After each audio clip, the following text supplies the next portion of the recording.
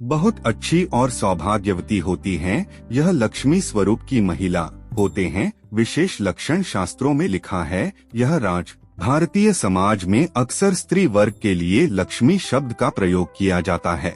जब घर में नवजात बच्ची पैदा होती है तो उसे लक्ष्मी आगमन का शुभ संकेत माना जाता है।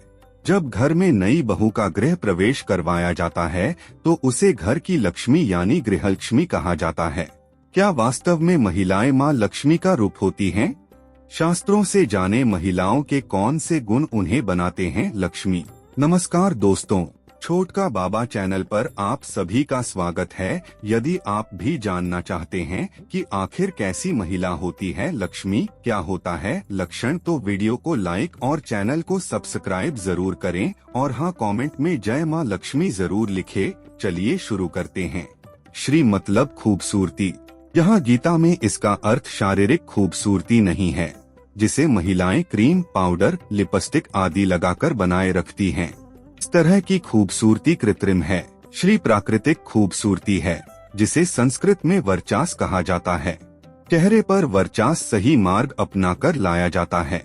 जो मानसिक तौर पर शुद्ध और पवित्र, ज्ञानवान, तपस्वी, अपने मानसिक तथा शारीरिक स्वास्थ्य को खराब किए बिना जीवन की समस्याओं का सामना करने की हिम्मत रखने वाली, परमात्मा के प्रति समर्पित व उसमें पूर्ण विश्वास रखने वाली, बेदाग चरित्र वाली, विनम्र, अपने कर्तव्यों व जिम्मेदारियों के प्रति सतर्क, निस्वार्थ, अच्छी तरह से अनुशासित व घर पर अनुशासन बनाए रखने वाली, सभी पारिवारिक सदस्यों से प्रेम प्राप्त करने वाली, आदरणीय तथा अपने गुणों के कारण सम्मान प्राप्त करने वाली, अच्छी सलाह देने के कारण जिसे सुना जाता हो, भौतिक आनंदों की बजाय आध्यात्मिक मूल्य देने वाली, मनोविज्ञान को जानने वाली व अपने बच्चों का इस तरह से पालन पोषण करने वाली ताकि वे मानसिक, वित्तीय के साथ साथ नैतिक क्षेत्र में लगातार प्रगति करें, सबकी सहायता व दूसरों का कल्याण करने वाली हो, के पास प्राकृतिक खूबसूरती तथा चेहरे पर चमक होगी।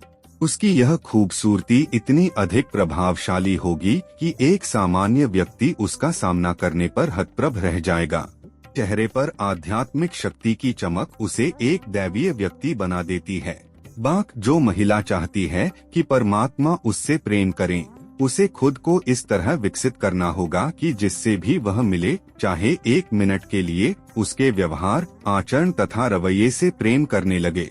वेदों के अनुसार उसे यद्वदामी मधुमत तद्वदामी की आदत बनानी चाहिए, अर्थात जो भी बोलूंगी उसमें शहद घुला होगा। स्मृति अर्थात याददाश्त में पता होना चाहिए कि क्या याद रखना है और क्या नहीं। आमतौर पर लोग कहते हैं कि चोट पहुंचाने वाले शब्दों तथा घटनाओं को भुला पाना कठिन होता है, मगर कुछ पल के लिए सोचें कि उन्हें याद रखने का क्या लाभ है। वे बार बार आपको चोट पहुंचाएंगे तथा आपके मन को कमजोर करेंगे। अपने मानसिक बीमारियां तथा कमजोरियां विकसित हो जाएंगी, जैसे कि उच्च रक्तचाप, अवसाद तथा रक्ताल्पता आदि। यदि आप इन्हें अपने मन में संग्रह करेंगी तो ये आपको मार देंगी।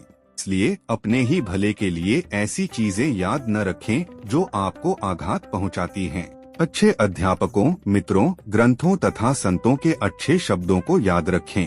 वे आपको प्रेरणा तथा कठिन समय में मार्गदर्शन देंगे। भगवान वाल्मीकि जी के अनुसार भगवान श्री राम जी के सर्वश्रेष्ठ गुणों में से एक यह था कि वे सैकड़ों बुरी चीजें याद नहीं रखते थे, लेकिन एक भी अच्छी चीज नहीं भूलते थे जो उनके साथ की गई हो। ऐसे ही गुणों ने उन्हें महान बनाया। धृति अर्थात सहनशीलता, बहादुरी, हिम्मत, उत्साह आदि। इसके पास यह गुण होता है, वह कभी भी कोई काम हड़बड़ी या जल्दबाजी में नहीं करता। वह धैर्यपूर्वक तथा ठंडे दिमाग से काम लेती है। वह कोई भी निर्णय जल्दबाजी में नहीं लेती, बोलने से पहले अच्छी तरह से विचार करती है। किसी विशेष व्यक्ति, समय, स्थिति, सौदों तथा मामलों के लिए आपको उचित शब्दों के चयन बारे पता होना चाहिए। एक ही तरह की भावना को कई तरह के शब्दों व लय के साथ व्यक्त किया जा सकता है। ऐसा केवल तभी किया जा सकता है जब व्यक्ति को इन सभी चीजों बारे अच्छी जानकारी हो। घरों में अधिकतर समस्याएं अधीरता के परिणाम स्वरूप होती हैं।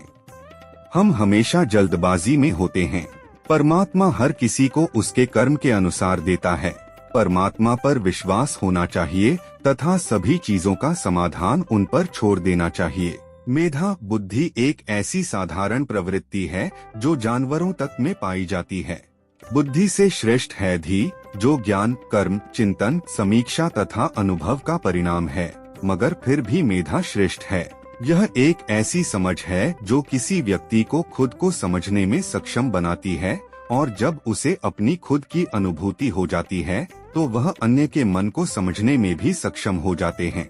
मनुष्यों से समझदारी पूर्ण तरीके से निपटने के लिए इस तरह की समझ अत्यंत आवश्यक है।